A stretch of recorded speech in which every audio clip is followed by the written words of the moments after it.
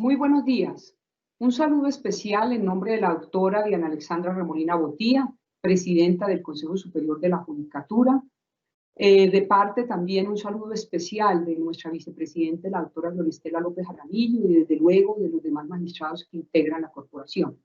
Bienvenidos a esta primera videoconferencia denominada Jurisprudencia y conceptos básicos en los seguros de vida y salud, que hace parte del ciclo de capacitación en Derecho de Seguros en coordinación con el Instituto Nacional de Seguros de Fasecolda.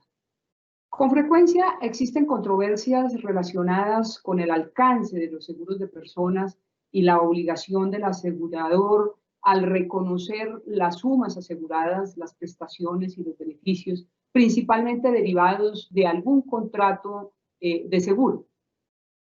Pero en muchas ocasiones surgen divergencias por la información brindada tanto por el asegurado como por la aseguradora.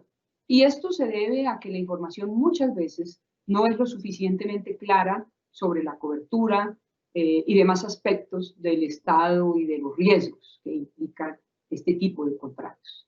En el día de hoy tenemos el honor de contar como formador con el doctor Hernán Edison Castillo Linares, ingeniero industrial especializado en gerencia de salud ocupacional del Colegio Mayor de Nuestra Señora del Rosario, especialista en seguros de la Universidad Externado de Colombia, magíster en gestión y técnicas de seguros de la Universidad Pontificia de Salamanca, España, con diplomado en alta gerencia de seguros del Instituto Nacional de Seguros de Colombia, y actualmente se desempeña como consultor independiente, conferencista y catedrático de varias instituciones universitarias.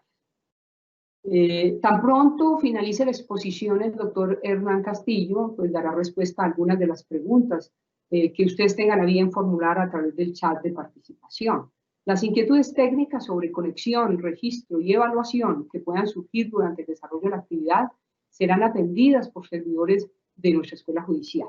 Al concluir, se habilitarán en pantalla, se habilitarán dos códigos QR, uno para registrar la asistencia y el otro para la evaluación de la misma. Antes de concederle la palabra al doctor Castillo, quiero presentarles al doctor Miguel Martínez, quien es el director del Instituto de Seguros. Quiero significar que el doctor Miguel Martínez Briceño ha venido coordinando desde varios años con la Escuela Judicial una alianza estratégica para dictar capacitación en torno a esta temática de los seguros, y a quien quiero agradecer de manera especial por su especial deferencia e interés por la formación judicial en materia de seguros, que, como decía, veníamos coordinando desde hace algunos años en una alianza estratégica de cooperación para el intercambio de saberes y buenas prácticas en un tema tan técnico y especializado como es el derecho de seguros. Es un gusto tenerlo aquí, doctor Miguel Martínez. Bienvenido, tiene usted el uso de la palabra. Muchas gracias. Quiero agradecer a la doctora Diana Alexandra Remolina Botía, presidenta del Consejo Superior de la Judicatura, a la doctora María Lucero Novoa Moreno, directora de la Escuela Judicial Rodrigo Lara Bonilla. Quiero enviar un saludo especial a los honorables magistrados, jueces y miembros de la rama judicial que nos acompañan el día de hoy. De la misma manera a los abogados litigantes y a los demás asistentes a esta primera jornada que realizaremos sobre seguros de vida. El INS es una institución fundada en 1970, cuyo objetivo es la formación técnica en seguros para todas las personas interesadas en conocer sobre dichos temas que reúnan a los seguros y a la seguridad social. Retomando las palabras muy agradecido de la doctora María Lucero, pues reiterarles agradecimiento al Consejo Superior y también a la Escuela Judicial Rodrigo Lara Bonilla, que nos ha permitido por 4 años consecutivos poder llevar a cabo estas jornadas, hoy en día de forma virtual, en la cual pretendemos llevar esta formación a todos los asistentes y que tengan un reforzamiento o que adquieran las habilidades para poder conocer sobre estos temas. Doctora María Lucero, muchísimas gracias y le concedo nuevamente la palabra. A usted, apreciado doctor Miguel Martínez, por su intervención, por su generosidad con la rama judicial y disponer de expertos para facilitar estas capacitaciones y tener y entender toda la contextualización del tema de seguros, que es un tema sensible, como decía, muy especializado, muy técnico. Muchísimas gracias a usted, a Fasecolda, por supuesto al Instituto Nacional de Seguros, por esta cooperación y muy importante, porque sabemos que son muchas las entidades que articulan el sector justicia y esta institución que hace las veces de la escuela judicial en Fasecolda, pues es la que brinda capacitación en materia de seguros a todas las, no solo a las instituciones aseguradoras, sino a muchas que articulan también desde luego ese sector. Mil gracias de nuevo, apreciado doctor Miguel. Quiero enseguida darle la palabra al doctor Hernán Castillo. Bienvenido también a esta primera videoconferencia. Es un gusto tenerlo aquí, doctor. Tiene usted el uso de la palabra. Doctora María Lucero, muchas gracias. Primero que todo, muy buenos días a todos. Un cordial saludo al Consejo Superior de la Judicatura en cabeza de su presidenta, la doctora Diana Alexandra Remolina Botía, a la Escuela Jurídica Rodrigo Lara Bonilla, en cabeza de su directora, doctora María Lucero Novoa Moreno, y a todos los asistentes de esta videoconferencia. Entonces, en el día de hoy vamos a hablar sobre el tema de los seguros de vida y salud. Para eso vamos a introducirnos mirando cuáles son las características de los seguros, cuáles son las personas que intervienen en los contratos de seguros, cuáles son los elementos esenciales de un contrato de seguros, cuáles son los planes fundamentales de los seguros de vida individual, así como cuáles son los amparos que se pueden otorgar a través de este tipo de seguros. Para eso vamos a mirar a través de la siguiente presentación. Bueno, entonces, para iniciar, lo primero que tenemos que conocer es que los seguros, tanto de personas como de cualquier tipo de seguros, es algo que manejan las compañías aseguradoras autorizadas en el país, autorizadas por la Superintendencia Financiera, porque cumplieron con demostrar la experiencia, los márgenes de patrimonio establecidos, por los aspectos técnicos que tienen que demostrar ante la Superintendencia Financiera para poder comercializar este tipo de seguros. Entonces, lo primero que tenemos que entender nosotros es que los precios de los seguros, el costo que le cobran a una persona por un seguro, no es algo sacado de la manga, es algo que es técnicamente hecho. Para eso existen los actuarios. Las compañías de seguro tienen una serie de actuarios que son las personas encargadas de calcular el precio de las primas, y el cálculo del precio de las primas depende de los siniestros esperados por cada compañía de seguros. Por lo tanto, los contratos de seguros determinan para los actuarios cuánto es que se le debe cobrar a los asegurados para que la compañía pueda responder ante estos asegurados por los perjuicios, por las pérdidas que tengan como consecuencia de la ocurrencia de los siniestros. Entonces, lo primero que hay que tener en claro es que los seguros es algo técnico. O sea, el precio del seguro depende de la cobertura que en el contrato. Por eso, si yo tengo que pagar cosas que no están estipuladas dentro del contrato, empieza a haber un decremento financiero para la compañía de seguros porque los actuarios no calcularon que tenían que pagar ese tipo de riesgos. Entonces vamos a iniciar. Vamos a mirar cómo es el manejo de los riesgos a través de los seguros de personas. En los seguros de personas es muy fácil porque todo el mundo está expuesto a lo mismo, que es la muerte. Entonces, uno de los principios fundamentales de los seguros también es la ley de los grandes números. Nosotros necesitamos tener un número grande de asegurados para que los cálculos que hacen nuestros actuarios sí se adecúen a la realidad. Si yo tengo muy poquitos asegurados, por más cálculos que hagan los actuarios, pues puedo tener desviaciones grandes. Yo, por ejemplo, sabemos que la probabilidad de que una moneda lanzada al aire caiga cara o caiga sello es de 50%. Pero si yo la mando 2 veces al aire, lo más probable es que me caiga 2 veces cara. Y eso no quiere decir que es falsa la premisa de que la probabilidad del 50% porque las 2 veces que lo mando me cayó cara, no. Pero si yo lo mando, por ejemplo, 1.000.000 de veces la moneda, lo más probable es que 500.000 veces caigan cara y 500.000 veces caigan sello. ¿Por qué? Por la ley de los grandes números. Ahora, en el seguro hay que ver que somos muchas las personas que estamos expuestas al riesgo de muerte, pues todas, pero no todas no vamos a fallecer. Por lo tanto, cuando la compañía de seguros calcula el precio de un seguro de vida, es para pagar a las personas que en realidad fallecen y por lo tanto no es proporcional el precio que le cobra la compañía de seguros a un asegurado versus la indemnización o el beneficio que le va a pagar la compañía de seguros en caso de que sea del riesgo. Yo puedo pagar un seguro en donde pague 1.000 pesos de valor asegurado y si llego a fallecer mi familia puede perfectamente recibir 500.000, 1.000.000 de pesos en prestación a que ocurrió el riesgo durante la vigencia de la póliza. Miremos las características de los riesgos asegurables. Las características de los riesgos asegurables deben tener estas premisas especiales. La pérdida de ocurrir al azar, o sea, yo no puedo asegurar cosas que yo ya sé que van a pasar. Por ejemplo, yo no puedo asegurar mi carro que ya está estrellado en una compañía de seguros simplemente para que me lo arreglen. Yo no puedo asegurar tampoco cosas que nunca van a pasar. Yo no puedo asegurar el hecho de que mi piscina se incendie porque la piscina nunca se va a incendiar mientras que la llene de agua. Ahora, en el caso, por ejemplo, más tangible, en Colombia existe algo que llaman los seguros de desempleo. El seguro de desempleo se le da a las personas que pierden su empleo sin justa causa. Por lo tanto, yo no podría venderle un seguro de desempleo a los pensionados.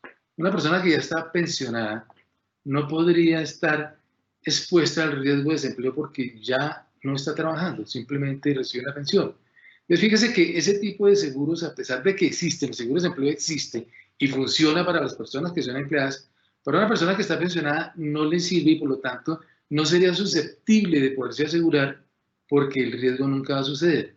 En el caso de vida, pues ojalá que uno pudiera asegurarse para no morirse.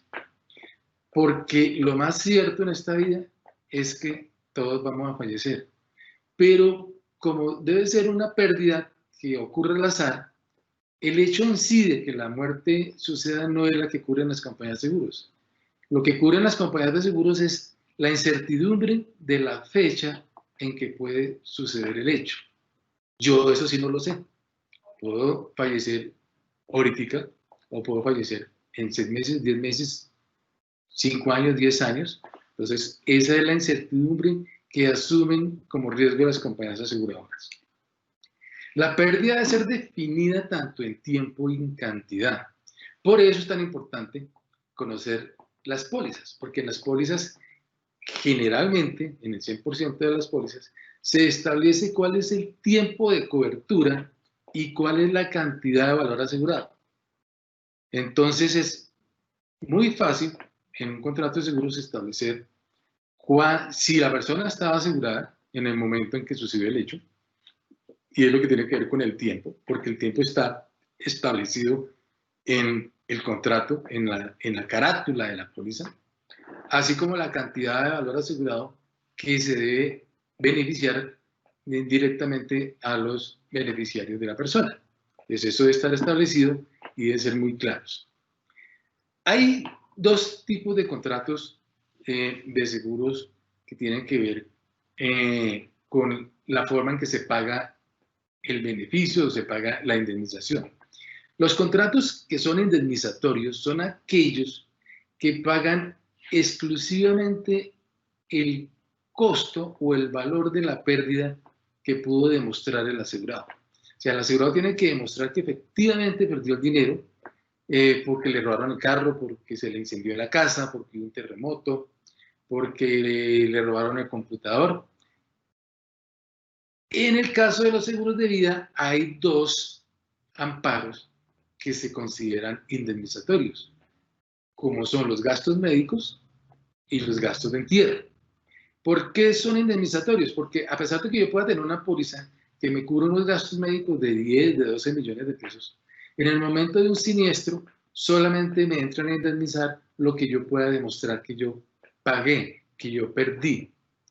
Y eso es lo único que me van a indemnizar. Lo mismo sucede en el caso de los seguros que cubren los gastos de entierro. A mí no me van a reembolsar, sino lo que yo gasté en el entierro del familiar o de la persona que estaba asegurada.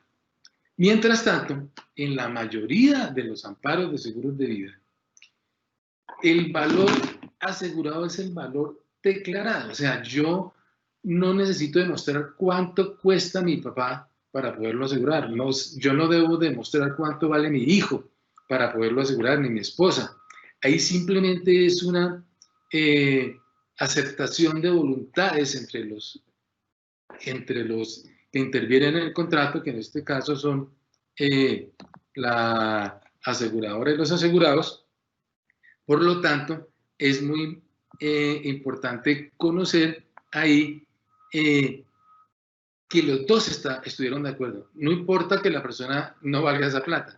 Por eso en los seguros de vida sí puede haber personas que en el momento de un siniestro puedan tener alguna...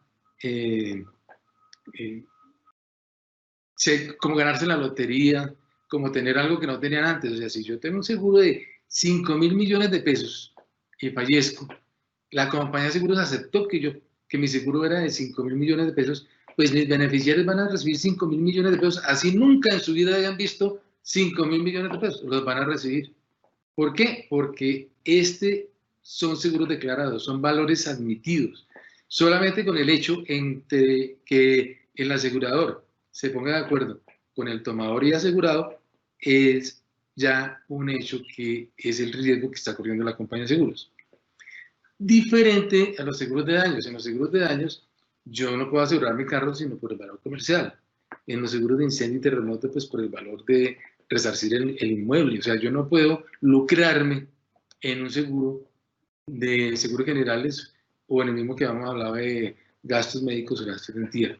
Entonces, el valor en los seguros de vida, por eso yo puedo tener muchos seguros de vida a tiempo. Yo puedo tener 10 seguros, 15 seguros, y si yo fallezco, todos me los van a pagar, que no pasa en un seguro de automóviles. Yo puedo tener 3 seguros de automóviles, y si yo llego a tener una pérdida total de mi vehículo, solamente me pagan uno, porque es lo único que puedo demostrar. En los seguros de vida, en los seguros de personas, no es necesario, sino tener el consentimiento de las dos partes para que esto quede asegurado. ¿Qué otras características hay? La tasa de la siniestralidad debe ser predecible. Esto es importantísimo. El asegurador debe ser capaz de predecir cuáles son los siniestros que va a tener en el futuro para poder tener la certeza de que va a tener los dineros suficientes para pagar los siniestros. ¿Y esto cómo se da? A través de los actuarios, lo que yo les decía.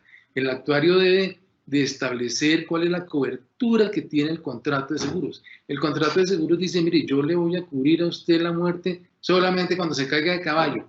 Entonces, el actuario lo que hace es calcular que solamente va a pagar cuando la persona fallezca a consecuencia de la caída de un caballo, y por eso va a cobrar la prima.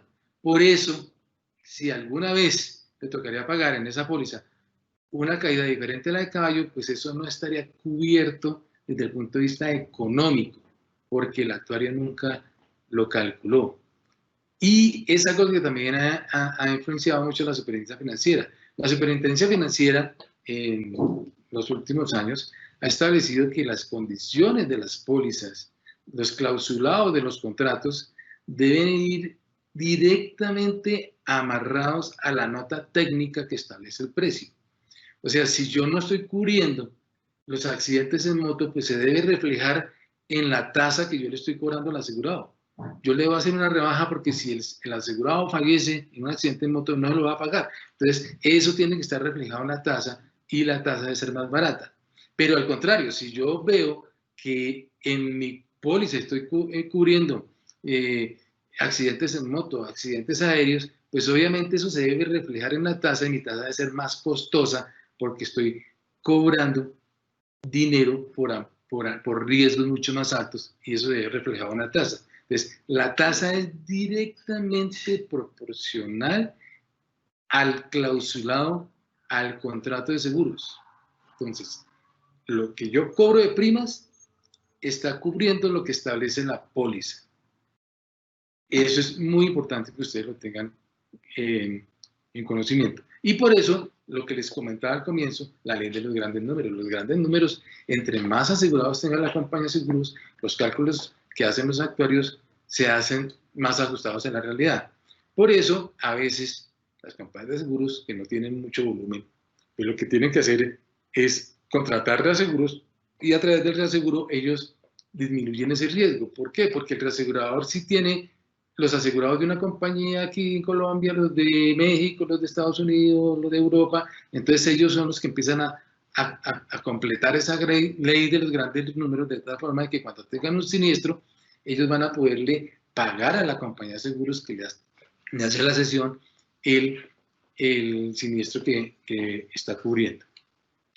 Hay que tener en cuenta que las pérdidas catastróficas no se deben cobrar dentro de las primas de seguros. Las pérdidas catastróficas, lo que hacen las compañías de seguros, nuevamente, es contratar reaseguradores específicamente en el exterior para que ellos puedan asumir las pérdidas cuando son eventos catastróficos.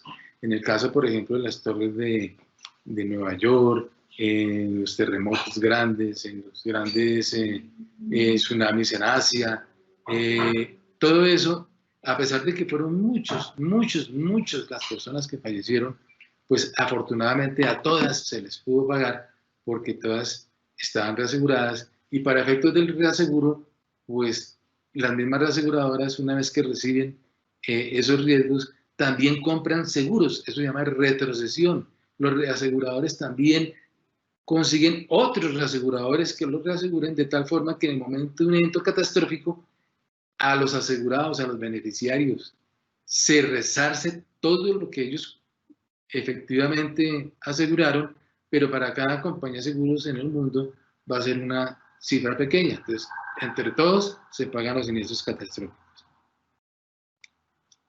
Miremos cuáles son las personas que intervienen en un contrato de seguros.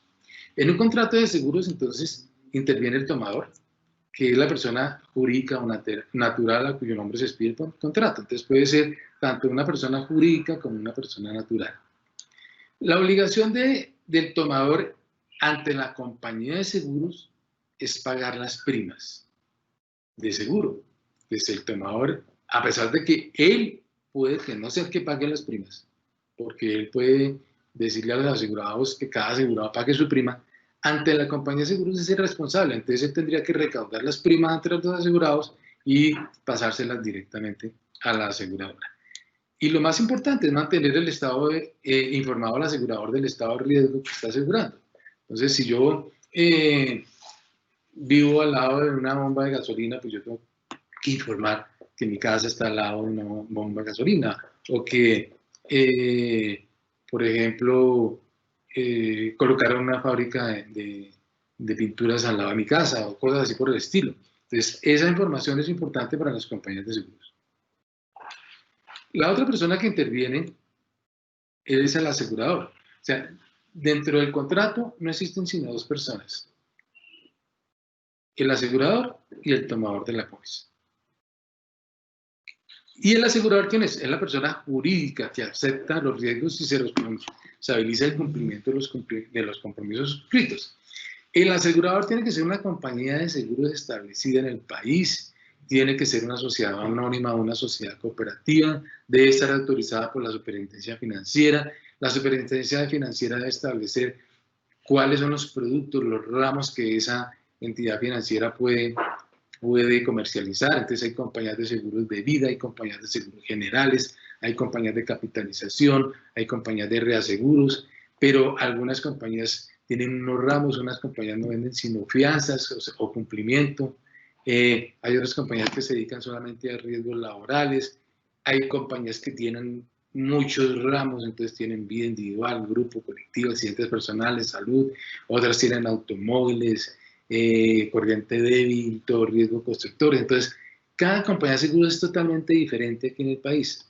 Cada compañía es sui generis, hay que mirar qué amparos tiene autorizados, cuáles son los ramos, si es compañía de seguros de vida, si es compañía de seguros generales, pero todo debe estar autorizado por la Superintendencia Financiera de Colombia. Hay otras personas que intervienen, pero ya no como en el contrato, sino son como las personas a las cuales se protegen. Entonces, en los seguros de vida, el asegurado es la persona natural que, en el caso de los seguros de vida grupo o en los casos de vida individual, pues a veces el asegurado es el mismo tomador. En los seguros de vida grupo, generalmente no. El tomador es diferente al asegurado y es la persona que en realidad está cubriéndose contra el riesgo de muerte y otros amparos que se puedan otorgar a través de la misma compañía aseguradora. Miremos los elementos esenciales que establece el Código de Comercio en el artículo 1045. Estos elementos esenciales son fundamentales para que se dé un contrato de seguros. ¿Y cuáles son? Primero, el interés asegurable. ¿Qué es interés asegurable? El interés asegurable es aquel que tiene el individuo para que un hecho adverso no suceda. O sea, yo, obviamente, si yo no quiero que mi carro me lo roben, entonces ahí yo tengo un interés en que esto suceda.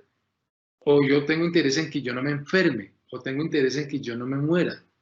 Entonces, ahí hay un interés de la persona para que el hecho no suceda, por lo tanto hay un interés de poder ser asegurable. El otro es el riesgo asegurable.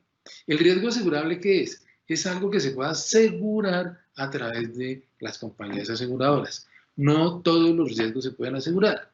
Pues, por ejemplo, hablamos de un riesgo que no se puede asegurar, el riesgo financiero.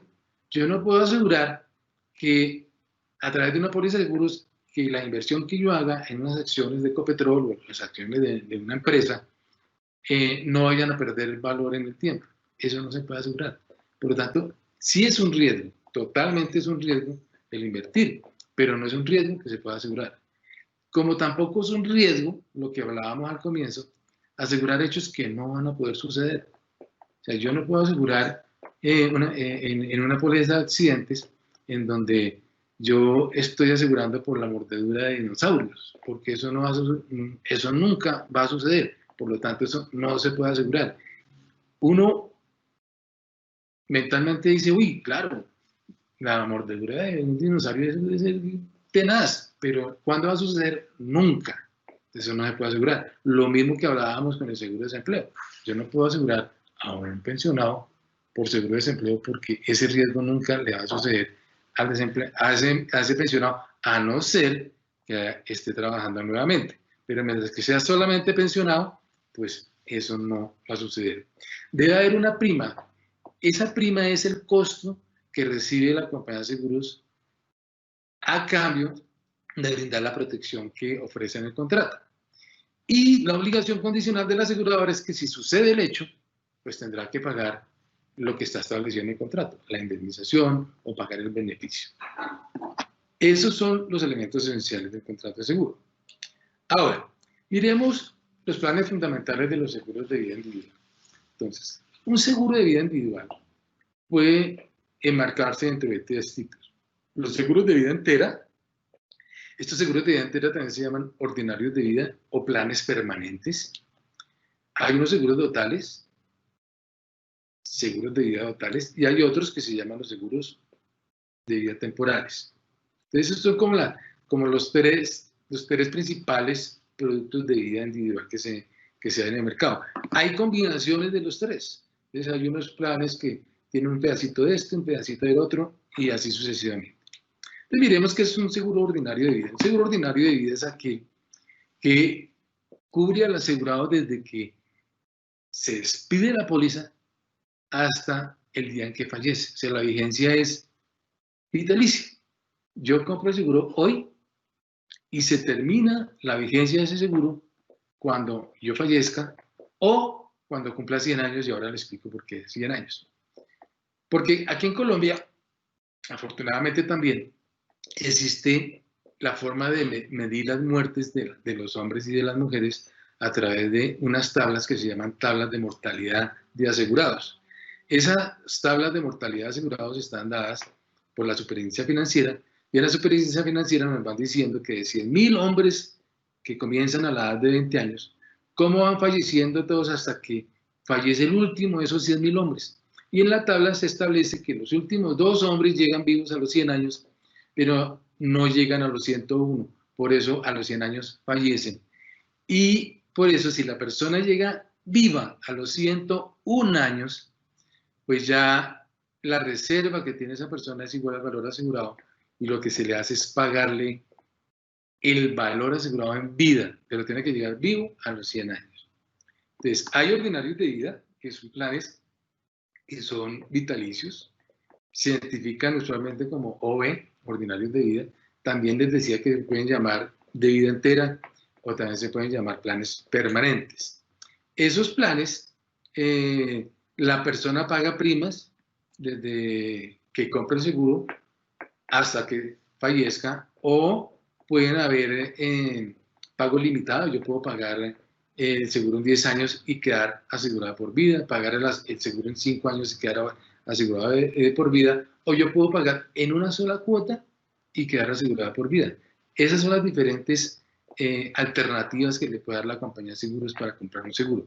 Pero en un ordinario de vida entera, si tú llegas vivo a los 101 años, ya no necesita morirse, sino le pagan el valor asegurado a usted directamente. Y es porque las reservas alcanzaron un nivel tan alto que se igualaron al valor asegurado que estaba contratado. Miremos los seguros totales. Los seguros totales son los mejores. O sea, aquí en Colombia es poco lo que se ve sobre los seguros totales. Son muy pocas las compañías que incursionan en este tipo de seguros. Pero el seguro total es lo que busca la gente. O sea, la gente dice, mire, yo compro un seguro y si no me muero, pues me fregué, perdí la platica.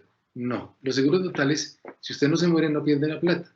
Porque los seguros totales tienen unas características, y es que se calcula sobre periodos de tiempo. O sea, yo puedo comprar un seguro total de 10 años, un seguro total a 20 años, un seguro total a 65 años. Y estos lo que hacen es combinar la muerte con la supervivencia. Entonces, si yo llego a fallecer, a mi familia le pagan el beneficio contratado. Y si no llego a fallecer, si no llego al final vivo de la vigencia del seguro, me dan el valor asegurado a mí. Entonces, como dicen, con cara gano y con sello también. Si yo fallezco dentro de la vigencia de la póliza, mis beneficiarios van a recibir el beneficio contratado. Pero si no fallezco, si no llego vivo al final de esa vigencia, ya sean 10, 15, 20 años, o a cierta edad, porque también puede decir que es un seguro total a los 60 o a los 65 años, entonces en ese caso el dinero se lo entregan directamente al asegurado. Entonces aquí el asegurado nunca va a perder el dinero.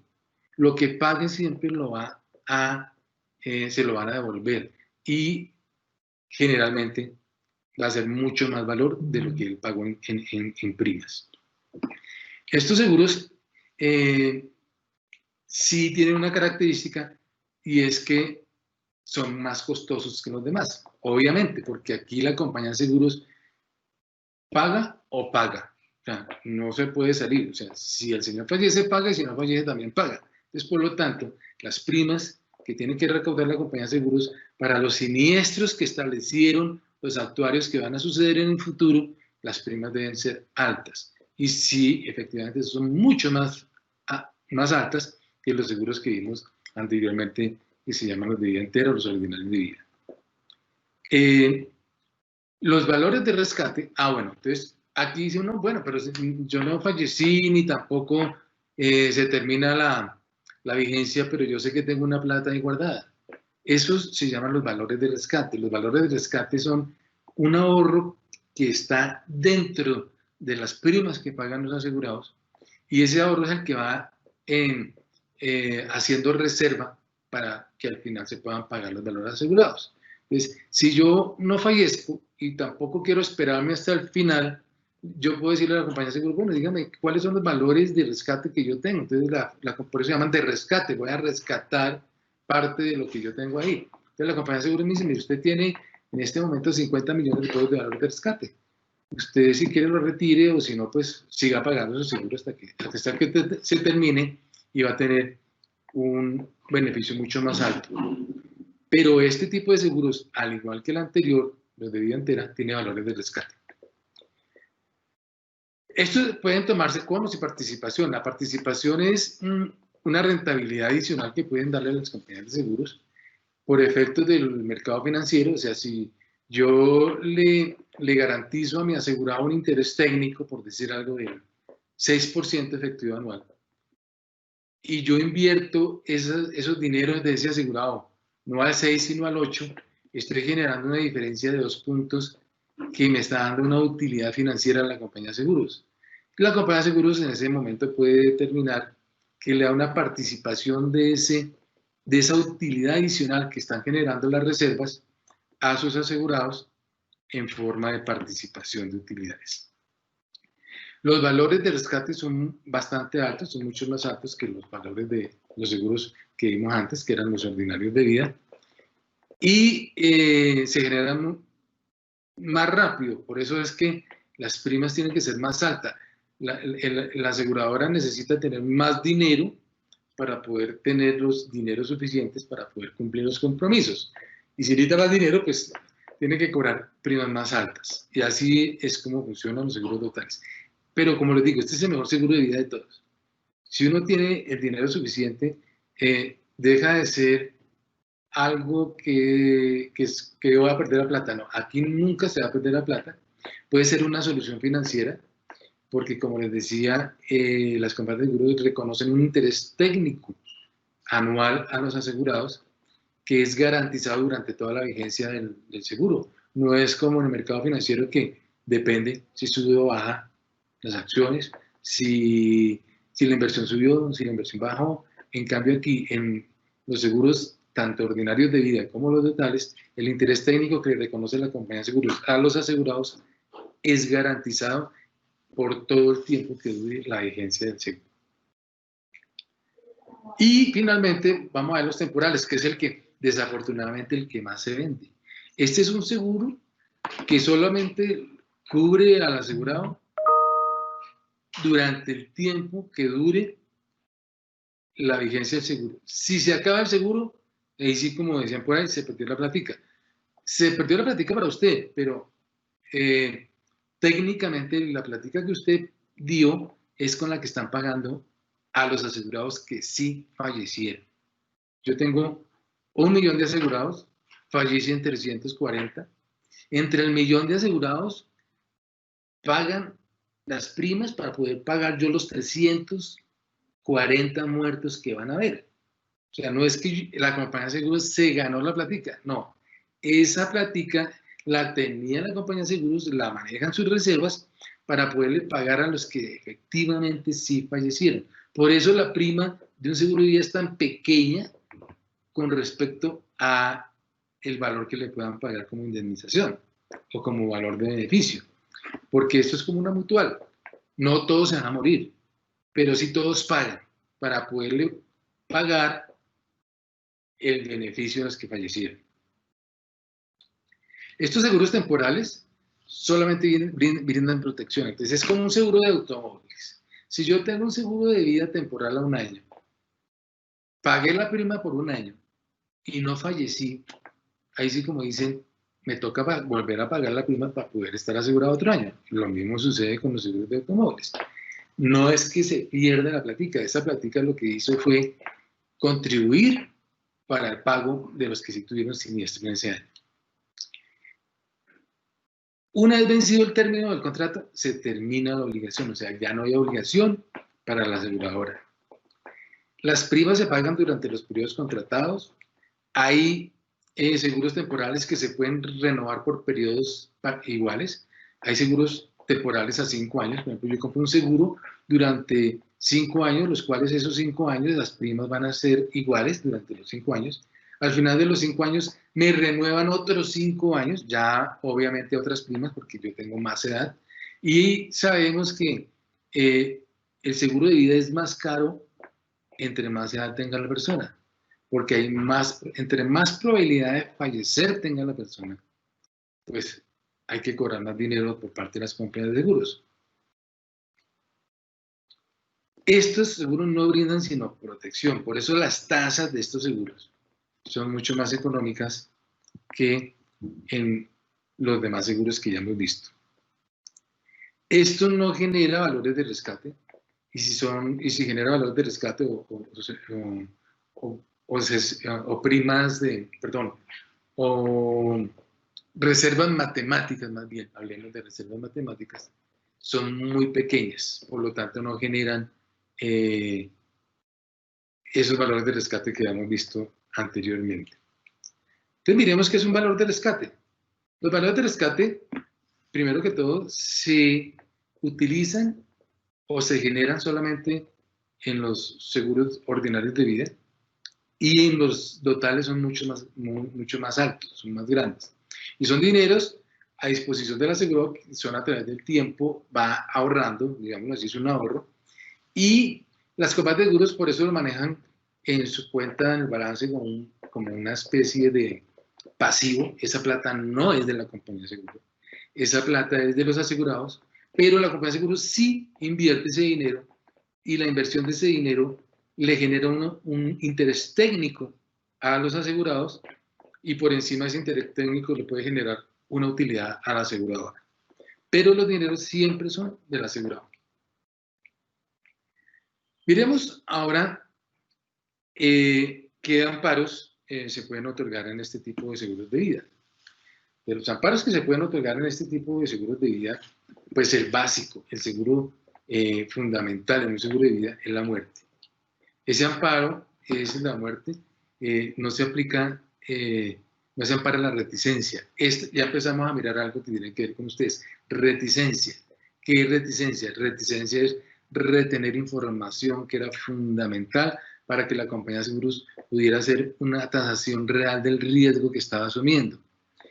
Esa está establecida en un artículo del Código de Comercio, en donde se determina que si el tomador o asegurado son reticentes, puede producir la nulidad relativa al contrato. Y al producirse la nulidad relativa al contrato, quiere decir que no existió contrato. No hay contrato. Independientemente de que la muerte haya sido por algo diferente a la reticencia. Por ejemplo, yo puedo haber dicho que no sufría de cáncer, ¿sí? A los 2 años fallecí en un accidente de tránsito. La compañía de seguros se dio cuenta de que yo tenía cáncer en el momento de suscribir la póliza, de que fui reticente en la información de acuerdo con lo establecido en el Código de Comercio, y por lo tanto, a pesar de que el siniestro fue en un accidente de tránsito, la compañía de seguros puede alegar que hay una nulidad del contrato porque el señor fue reticente en la información que suministró en el comienzo, y a través de un proceso jurídico, un juez determina la nulidad del contrato, y si hay nulidad del contrato, pues no existió contrato para absolutamente nada, independientemente de la causa del fallecimiento. Entonces, el amparo básico es el de muerte. Hay compañías de seguros que tienen algunos periodos de carencia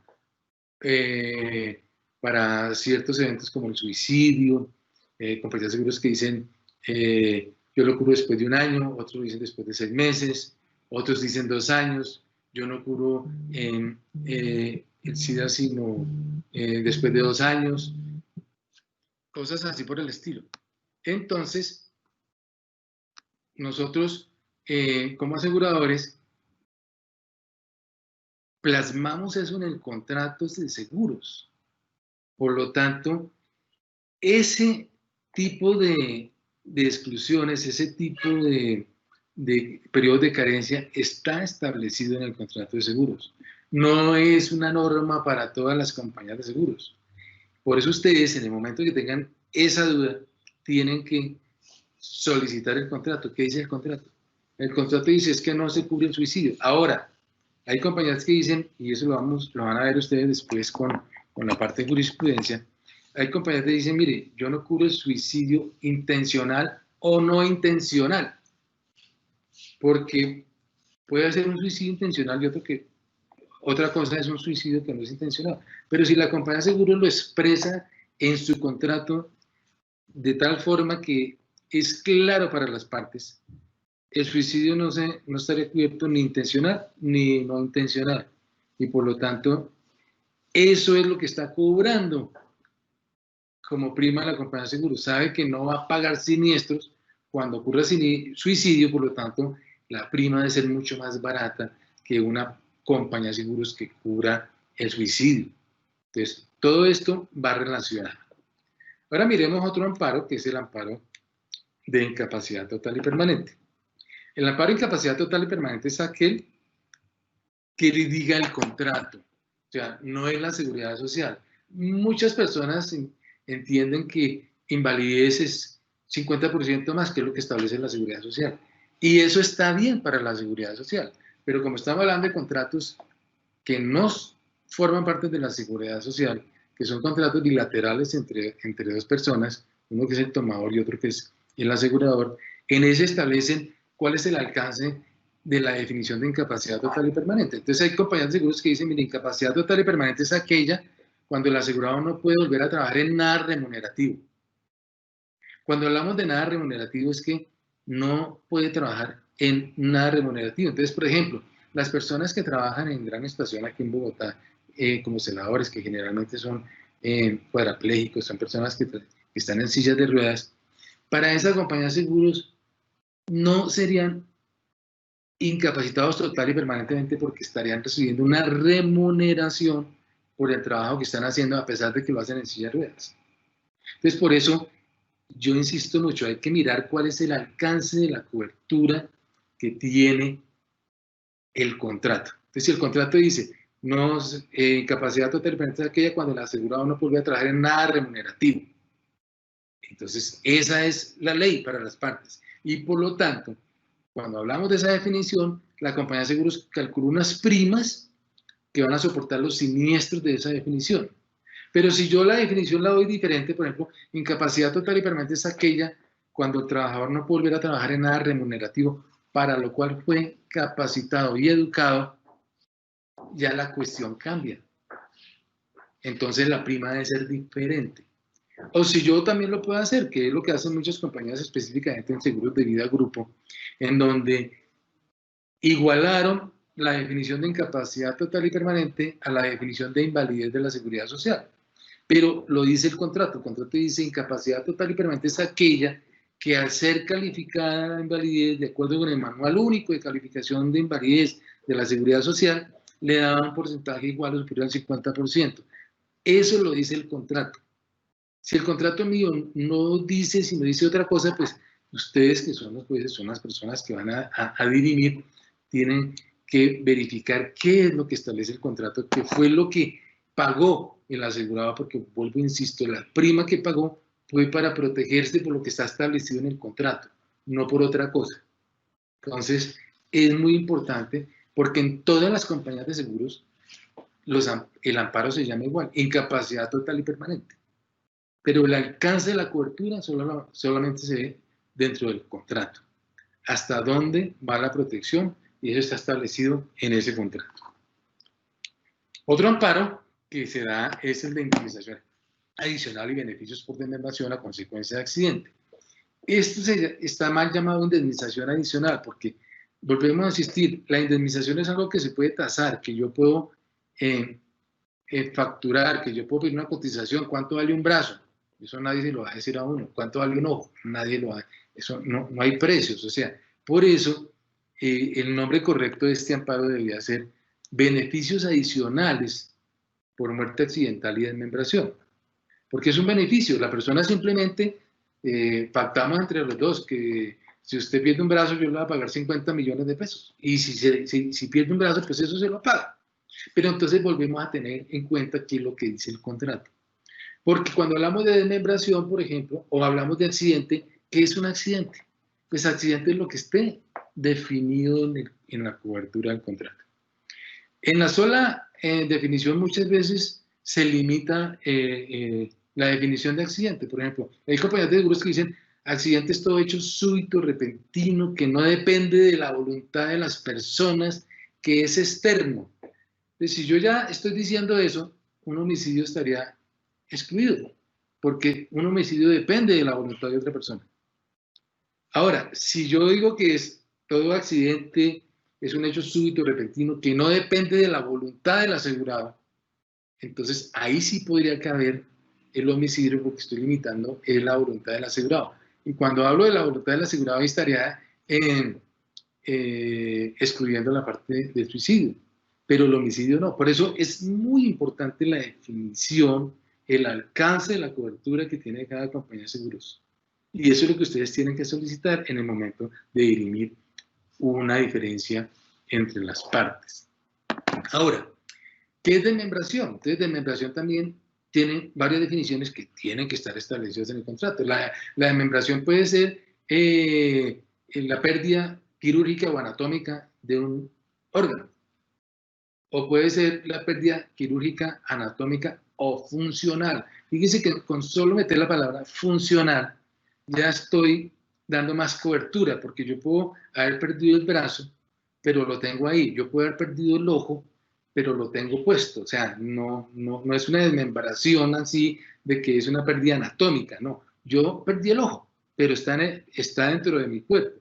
Esa definición de la pérdida funcional le da más protección al asegurado. Por lo tanto, la compañía de seguros tuvo que haber cobrado más primas, porque está cobrando una prima por los siniestros que va a ocurrir. Entonces, yo voy a tener más siniestros porque estoy cubriendo no solamente la pérdida anatómica, sino también la pérdida funcional. Y eso se establece en el contrato de seguro. Ahora, ¿qué es la muerte accidental? Como les decía, la muerte accidental es algo que desde su definición puede tener exclusiones. Generalmente en este tipo de amparos sí existen más exclusiones que en vida. En accidente entonces se dice que no se cubre, por ejemplo, los accidentes en moto, o cuando sea un piloto de fumigación aéreo, o cuando esté practicando deportes en competencia. O sea, ya hay una serie de definiciones que deben estar plasmadas en el contrato. Si en el contrato no está, no. ¿Por qué? Porque los seguros de vida son contratos, digámoslo así, en el argot asegurador se llaman a todo riesgo. O sea, todo lo que no esté excluido está cubierto. O sea, si yo no excluyo algo, está cubierto. Yo, por ejemplo, digo la muerte. Se excluye el suicidio, o sea, que está cubierto el cáncer, está cubierto el homicidio, está cubierto la pulmonía, está cubierto el HIV, o sea, lo que no esté excluido está cubierto. Por lo tanto, en muerte generalmente, como hablábamos, se hacen algunas exclusiones, como son el suicidio, de golpe el SIDA. Lo que sí no se puede cubrir es la reticencia, que la persona no haya dicho su verdadero estado de riesgo para la cobertura, porque ya dijimos que eso produce, de acuerdo con el código, la nulidad relativa del contrato. Bueno. Ahora, la desmembración. La desmembración también tiene que haber una definición de qué es desmembración. Eso está específicamente desarrollado en cada contrato. Por ejemplo, algún contrato dice desmembración de la mano es cuando la persona lo pierde a partir de la palma de la mano hacia abajo. Otras compañías dicen, no, yo cubro desmembración solamente con la pérdida de un hueso del dedo meñique y ya empiezo a pagar. O sea, cada compañía de seguros tiene una definición de desmembración y está establecida en su contrato. Por lo tanto, la única forma en que ustedes pueden dirimir algo es conociendo qué fue lo que compró el asegurado, cuál era la protección y cuáles eran las exclusiones. Ahora, hay exclusiones de exclusiones. Pues hay compañías de seguros que son muy, digámoslo así, folclóricas al enumerar las exclusiones, las cosas. Son muy generales, dan, digamos, una forma en que se pueda interpretar. Y si yo puedo interpretar, pues yo tengo que interpretar siempre en favor del asegurado. Por ejemplo, yo puedo decir, no se cubren los deportes de alto riesgo, o se cubren los deportes de alto riesgo. ¿Qué es deporte de alto riesgo?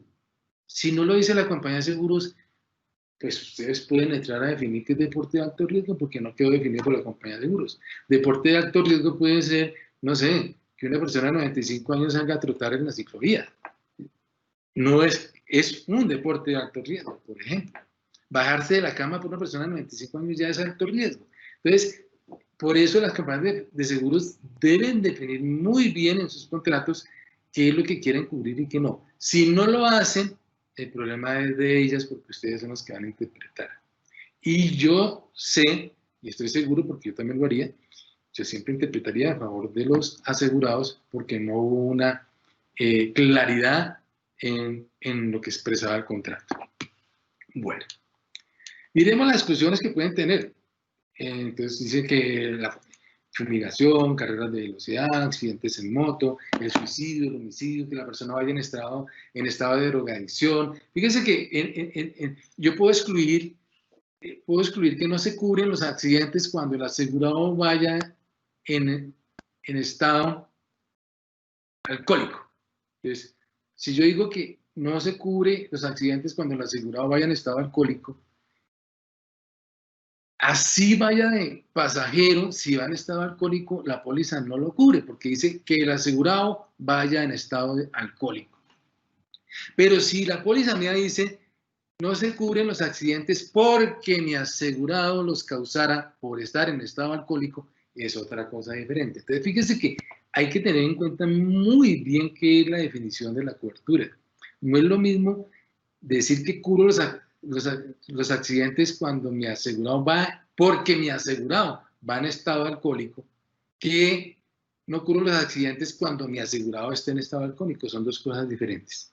Entonces, por eso tenemos que ir a la definición de ese tipo de exclusiones entre los contratos. Debe estar claro. Y si no está claro, pues ahí sí, como les decía, hay que mirar qué favorece a los asegurados. Hay otro amparo que se llaman de enfermedades graves. La enfermedad graves es también un beneficio, o sea, se paga al asegurado.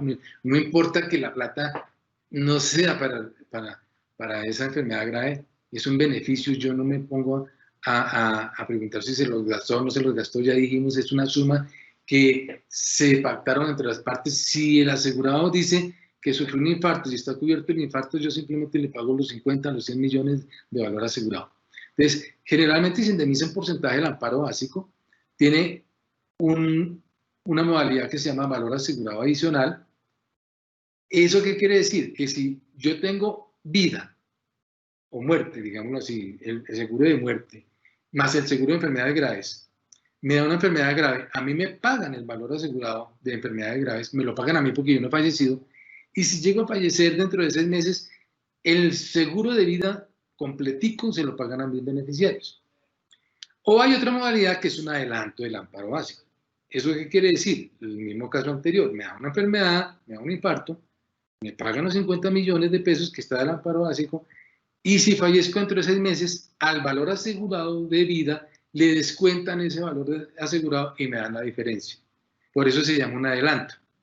Obviamente, volvemos al cuento de que todo esto está muy bien calculado. El valor asegurado, cuando es un valor asegurado, pues yo pago más primas.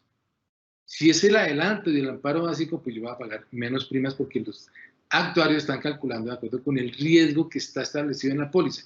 Yo tengo menos riesgo si es un adelanto. ¿Por qué? Porque si la persona le da una enfermedad grave, cuando fallezca voy a pagar menos dinero. Hay otro amparo. Bueno, ¿cuáles son las enfermedades graves? Las enfermedades graves son todas las que producen la muerte. Todas. O sea, si le dio gripa, si le dio ahora coronavirus, pues esa es una enfermedad grave. Pero las compañías de seguros aseguran solamente unas enfermedades, no todas, porque no se pueden asegurar todas. Volvemos al cuento. Si yo quiero asegurar todas, las primas serían altísimas. Yo no hago sino que asegurar unas. Yo digo cuáles se aseguran y el asegurado determina si las compra o no las compra. Las que más se venden son insuficiencia renal crónica, revascularización de las arterias coronarias a corazón abierto, accidente cerebrovascular, infarto de miocardio, cáncer, SIDA, politraumatismo, trasplantes de órganos, esclerosis múltiple. Entonces, la compañía de seguro lo que hace en ese anexo es establecer 4 o 5. Sobre eso es que cobran la prima.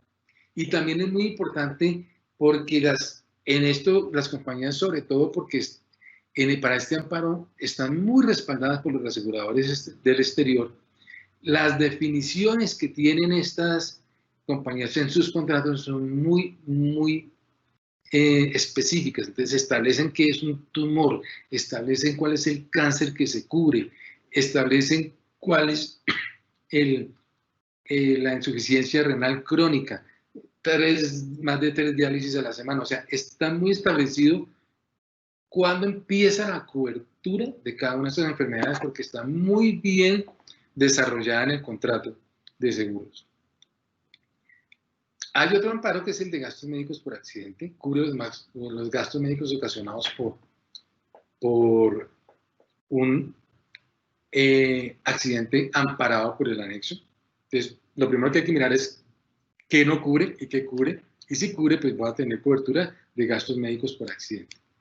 Entonces, hay que tener en cuenta en este que se excluyen cualquier tipo de atención médica a consecuencia de accidentes de trabajo. Y ya lo habíamos dicho antes, este tipo de amparo es indemnizatorio. Aquí no se paga, como vimos en la enfermedad grave. Usted me demuestra la enfermedad grave y le pago todo el valor asegurado. Aquí usted tiene que demostrarme que se gastó el dinero y que usted lo pagó. Entonces, aquí se excluyen los accidentes de trabajo y se cubre los gastos en exceso que puede haber del seguro de accidentes obligatorio de tránsito, el SOAT. Porque cada vez que hay un accidente de trabajo aquí en Colombia, lo primero que se va a afectar es el SOAT. Así sea accidente de trabajo, siempre se va a afectar el SOAT. Es el primero. Una vez que se agote el SOAT, entonces, o se va por accidente de trabajo, si es un accidente de trabajo, o se va por cualquier otro tipo de póliza, cobertura, medicina prepagada o un anexo de gastos médicos que pueda cubrir el gasto en caso de un accidente de tránsito. Ahora, para finalizar el día de hoy, entonces vamos a mirar lo que son gastos de entierro. Entonces, los gastos de entierro se pueden manejar de 2 formas. Uno, que es como un auxilio. Si se llama un auxilio, simplemente es un beneficio. Entonces, el señor falleció, tiene un auxilio de 10 millones de pesos, entonces yo le pago 10 millones de pesos al beneficiario. Eso es un auxilio. O puede manejarse como gastos de entierro, que es que solamente se paga lo que efectivamente demuestren las personas que pagaron el entierro. Entonces, si viene un señor y me dice, mire, es que yo le pagué el entierro al señor y él tiene una póliza aquí con un amparo de gastos de entierro, yo sé que eran de 10 millones, pero aquí tengo facturas por 2. Entonces, se le pagarán los 2 millones de facturas. Bueno, hoy dejemos hasta acá. Estábamos hablando de todo lo que son los seguros de vida. Estos amparos que vimos no solamente son para vida individual, sino generalmente también son extensivos a vida grupo, a accidentes personales, que lo vamos a mirar en la próxima sesión. Entonces, hasta aquí, como les decía, dejamos el día de hoy. Vamos a pasar con la doctora María Lucero para que ella, que está recaudando las preguntas que han surgido a través de la charla, me pueda informar cuáles preguntas quedarían o son las más importantes para poder nosotros terminar con la resolución de esas inquietudes. Muchas gracias, doctor Castillo Linares, por su muy importante disertación y, como dijo usted, vamos al espacio de las preguntas. La primera, doctor Castillo, ¿qué pasa si falta algún elemento esencial del contrato de seguro de los establecidos en el artículo 1045 del Código de Comercio? Bueno, doctora, si llega a faltar alguno de los elementos esenciales, simplemente no existe contrato de seguro. O sea, esos elementos son fundamentales para que pueda existir un contrato de seguros. Por ejemplo, si no hay interés asegurable, por ejemplo, un ejemplo que es fácil es que yo le compre un seguro de vida, que pague yo con mi dinero, un seguro de vida donde asegure a mi secretaria y yo sea el beneficiario. Entonces, ahí no hay interés asegurable. Puede que la compañía de seguro me reciba la plata, puede que lo que sea. El día de mañana mi secretaria fallece y la compañía de seguro no me va a pagar porque no hay interés asegurable. En los seguros de vida, el interés asegurable lo tienen, hay tres formas de tener interés asegurable. Interés asegurable en su propia persona, obvio. Yo tengo interés asegurable en mi vida. Yo tengo interés asegurable en las personas a las cuales le puedo reclamar alimentación en forma legal. Entonces, estamos hablando de la esposa, los hijos, los padres, de golpe los hermanos. Y por tercero, en las personas que su muerte me puedan causar un perjuicio económico. Esas son las tres formas de interés asegurable. Como las personas que puedan causar un perjuicio económico. El caso de las pólizas de grupo de deudores. El tomador de la póliza, que es un banco, me compra un seguro, me asegura a mí, yo soy el deudor y él es el beneficiario. ¿Por qué? Porque tiene interés asegurable. Y está entre esos tres que estábamos hablando ahorita, que están dentro del Código de Comercio. Doctor Castillo, ¿los amparos de los seguros de vida son iguales en todas las aseguradoras? No. Fíjese que en todas las aseguradoras tienen el mismo nombre.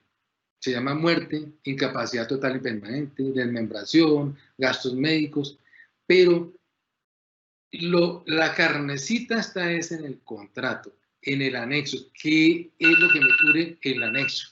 Entonces, esa carnecita es lo que me cubre a mí y esa parte es lo que diferencia precisamente entre una compañía y otra. Y también diferencia el precio entre una compañía y otra. Puede que la compañía X cobre mucho menos, pero es que el alcance de la cobertura es menor. Si yo doy mucho más protección, es porque voy a tener muchos más siniestros en el futuro, voy a tener que pagar más siniestros, y al pagar más siniestros obviamente tengo que cobrar más primas.